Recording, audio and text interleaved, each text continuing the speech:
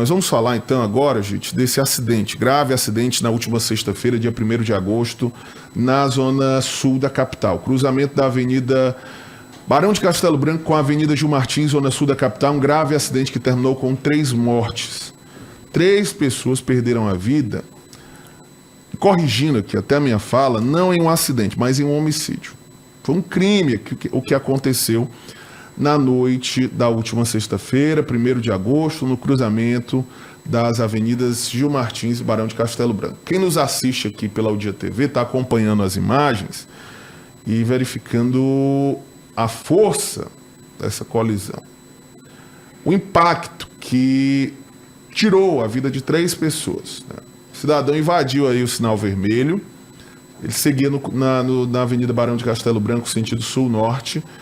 O sinal estava fechado para ele e aberto para quem seguia na Avenida Gil Martins nos 2 sentidos. E simplesmente, como nosso ouvinte falou agora há pouco, em uma espécie de roleta russa, viu, tentando a sorte, ele acabou invadindo o sinal vermelho, tirando a vida de 3 pessoas. O Jardiel de Abreu Pessoa, de 40 anos, inclusive suplente de vereador na cidade de Monsenhor Gil.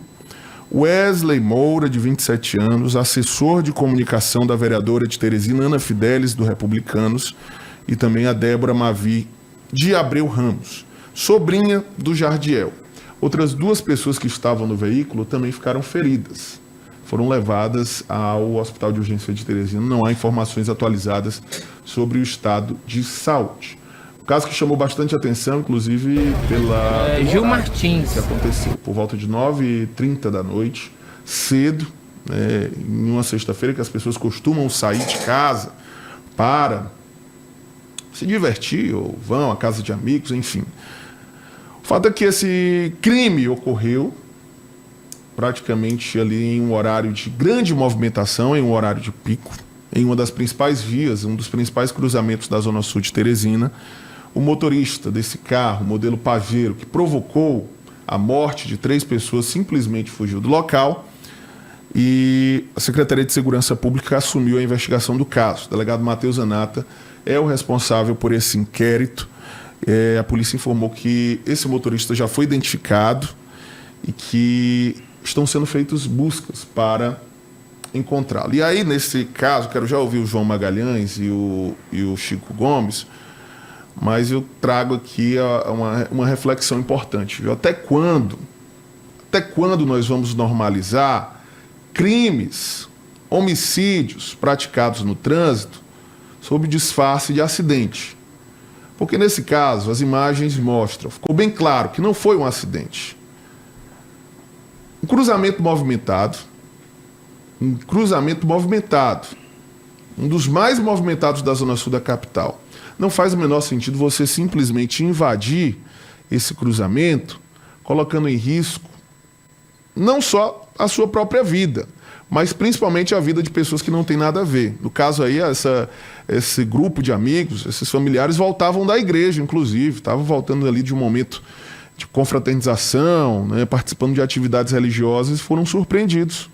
Não conseguiram chegar em casa vivos pela irresponsabilidade de um motorista que simplesmente decidiu brincar com a própria vida e com a vida de quem não tinha nada a ver com a história. E aí é claro que as investigações vão apontar a real causa, a motivação, o que foi que aconteceu de fato após a prisão, inclusive, desse motorista. Né? A polícia vai trazer todas essas respostas. Mas se fosse para fazer uma aposta, se fosse para apostar, eu apostaria aqui categoricamente, sem medo de errar, que esse motorista estava alcoolizado, ou tinha feito uso de alguma substância, ou fez uso de alguma substância. Porque ninguém, em pleno exercício das suas faculdades mentais, dos seus sentidos, invade um semáforo daquela forma, invade um cruzamento daquela forma, sem pensar nas consequências. É muito difícil, eu não diria impossível, porque tudo pode acontecer, principalmente no trânsito. Mas é improvável que alguém, no pleno gozo das suas faculdades e dos seus sentidos, tome uma atitude dessa. E aí eu quero trazer uma reflexão importante, viu? Porque caso como esse, a morte do Jardiel, do Wesley e também da Débora, sempre causa uma revolta, uma comoção popular muito grande, mas infelizmente o teresinense tem uma prática que é perigosa, que é beber e dirigir. A mistura de álcool e direção. Isso é fato. E aí nós tivemos o final de semana agora, e com certeza muitos de nós fizemos isso, ou acompanhamos ali, participamos de uma festa em que as pessoas estavam bebendo, e logo após saíram. Não, mas aí é tranquilo, eu não tenho risco, eu vou devagar. Meu amigo, o álcool altera todos os sentidos e as percepções. Muitas vezes, você acha, inclusive, que está em uma velocidade, mas está bem acima. Você acha que vai dar tempo passar em um determinado cruzamento, mas pelo sentido alterado, pela bebida, você acaba sendo surpreendido.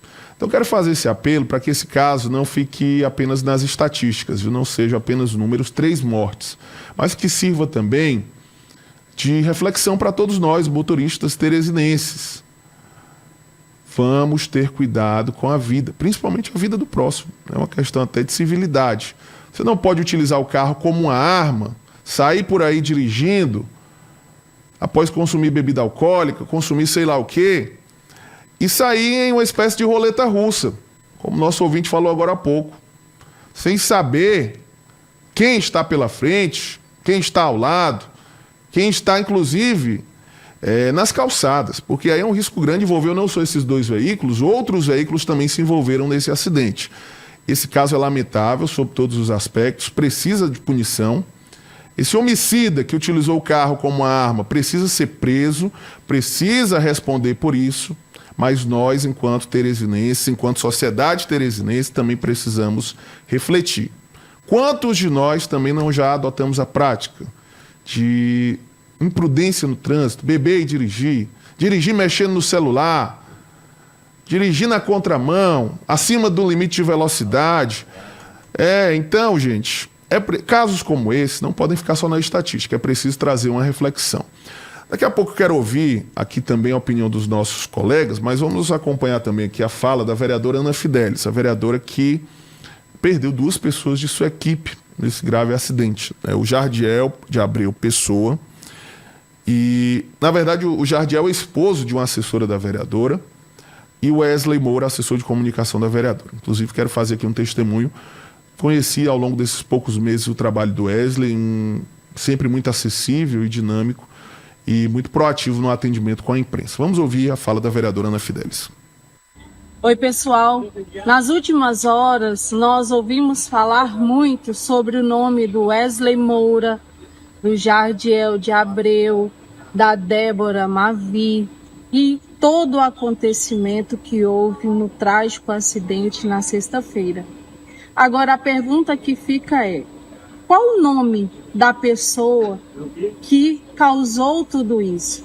Porque, da minha concepção, não foi um acidente, foi uma imprudência que ceifou 3 vidas. E ainda temos os feridos, que dia após dia nós contamos com a mão de Deus para restaurar a saúde deles. Isso não pode se tornar uma normalidade. Quantos mais vamos chorar? Quantas famílias mais nós vamos acompanhar pela TV chorando a perda dos seus filhos, familiares que se foram de forma tão brutal? A lei precisa ser cumprida. Quero pedir a ajuda e a colaboração, acredito, como já tem sido feito, do delegado Matheus Anata, para que se debruce nesse caso, porque isso não pode ficar impune. Eu estou aqui como uma cidadã que tenho vivido a dor da perda de tantas pessoas queridas, assim como eu, muitas outras famílias. Isso tem que ter o fim. A mesma comoção que está tendo sobre esse caso, nós temos que nos juntar e cobrar por uma solução disso tudo. Quem foi que causou esse trágico acidente? Aí o posicionamento da vereadora Ana Fidelis, né, até manifestar nossa solidariedade. A vereadora perdeu aí um membro da sua equipe, pessoas próximas, né, os envolvidos, as vítimas desse acidente, também faziam parte lá da Igreja Universal, igreja que a vereadora faz parte, né, atua inclusive também como missionária. Então, é lamentável, meus amigos, esse caso que não pode ficar impune. Mais um caso de homicídio, um crime no trânsito que acaba surpreendendo o teresinense e demonstrando uma realidade muito violenta do trânsito da nossa capital. Natan, bom dia para você, Chico Gomes, e a toda a nossa audiência. Você já explanou, já pontuou muito bem sobre o assunto, mas eu queria focar exatamente na questão da imprudência, né? Porque, infelizmente, a imprudência é algo muito presente no trânsito da nossa cidade, do nosso estado. Na verdade, é uma realidade brasileira. Isso se reflete nas tragédias que acontecem diariamente nas ruas e estradas do nosso país. E quando a gente tem um crime como esse, né, ou mesmo um acidente, quando é em outro caso, porque esse de fato foi um crime, a gente fica muito evidente que o trânsito é uma das áreas em que nós, enquanto seres humanos, precisamos redobrar a nossa atenção e principalmente a nossa responsabilidade. Um veículo, seja uma motocicleta ou um carro, vira uma verdadeira arma, né? Porque a gente está falando de alta velocidade, a gente está falando de um objeto que obviamente vai andar em alta velocidade e que tem as condições de causar um impacto, um acidente muito grande, muito grave.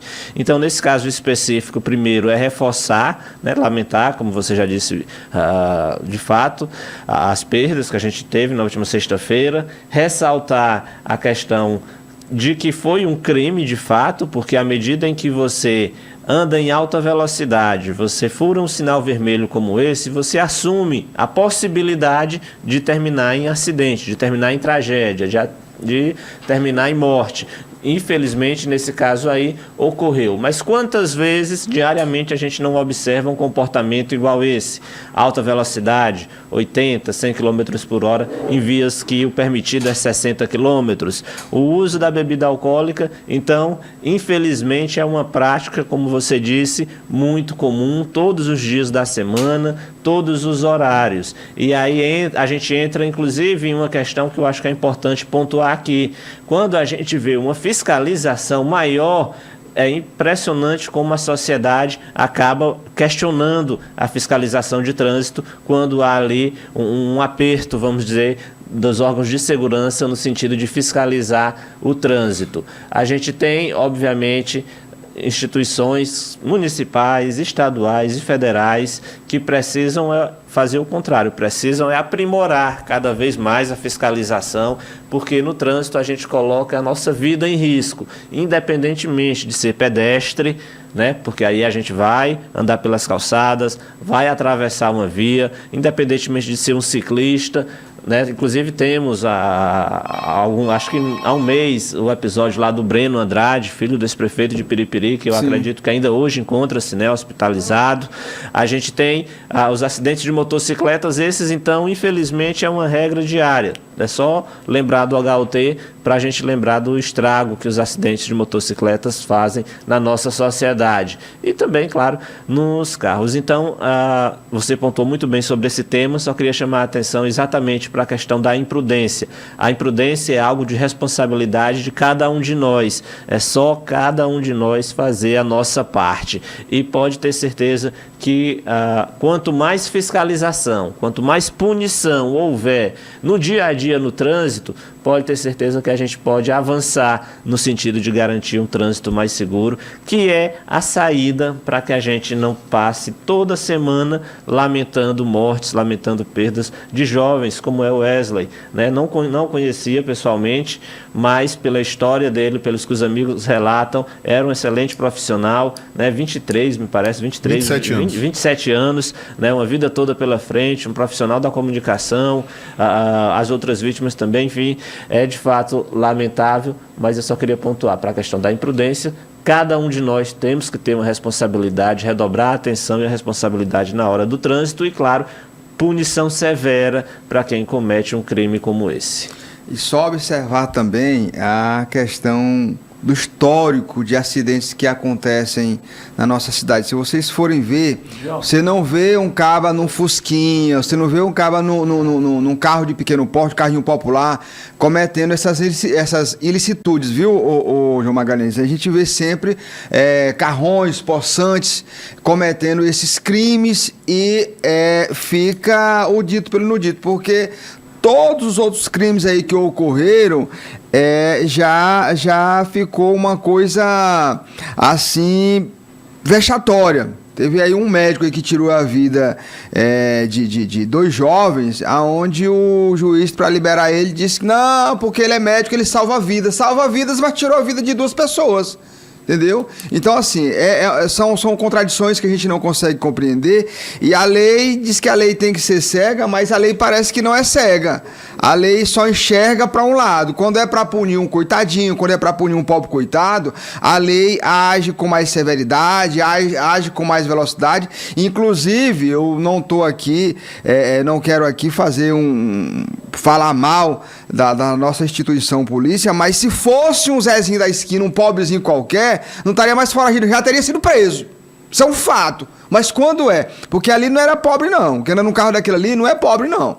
Quem anda num carro daquilo ali é alguém que tem poder aquisitivo, é alguém que é de família importante. É tão tal que já identificaram, mas nem o nome ainda foi divulgado. Se fosse um Zezinho da esquina, se fosse um Manezinho da égua, já teria o nome já exposto, já teria sido pego. Então, a gente precisa pontuar essas questões aqui. A lei tem que valer para todos. E aí, para finalizar, é necessário que a gente possa reformular as nossas leis. Independentemente de quais crimes sejam cometidos, o indivíduo tem que pagar na forma da lei. Porque é inadmissível que você tire a vida de 2, 3 pessoas, ou João Magalhães, e pague uma fiança, e quando vai julgado, ou quando for preso, sai ali, além da fiança, pode ter também a audiência de custódia, que você sai pela porta da frente, e quando vai punido, 10 anos, 15 anos. Minha gente, alguém que tira a vida de um ser humano tem que amargar o resto dos seus dias na cadeia.